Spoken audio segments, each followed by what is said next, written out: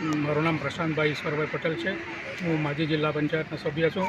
અને વલસાડ રોડ ઉપર બંધારપડિયા ખાતે ગઈકાલે રાત્રે 12ના સુમારે એક ડમ્પર એવી ગફલતભરી અને એવી હાઈ સ્પીડની અંદર આવી અને અમારા ઘરની સામેના ઘરમાં એવી જગ્યાએ એમણે અથડાઈ એક વીજ પોલ તોડી અને વલસાડ રોડ પર ડાબી સાઈડે 3-4 ઘરને નુકસાન કરી ખૂબ જાનહાનિ બચી ગયા છે, પણ ખૂબ મોટું નુકસાન કર્યું છે। એક છોટા હાથીને નુકસાન કર્યું છે જેની કોઈ હાલત નથી અને એક ટુ વ્હીલરનું પણ નુકસાન કર્યું છે અને 3થી 4 ઘરોમાં પતરાથી માંડી અને ઓટલાને નુકસાન કરી ખૂબ મોટું નુકસાન કર્યું છે। માટે આ એક ખૂબ વિચારવા જેવી વસ્તુ છે અને પોલીસ તંત્રને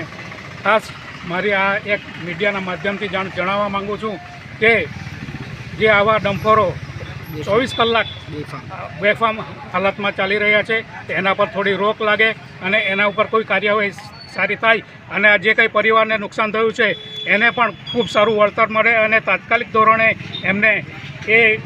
જે કંઈ વળતર મળવાપાત્ર હોય એ માલિક કરાવે અથવા તો એમાં જે કંઈ પણ એની કાર્યવાહી કરવી એના માટે આગળ કાર્યવાહી કરે એવી મારી નમ્ર વિનંતી છે।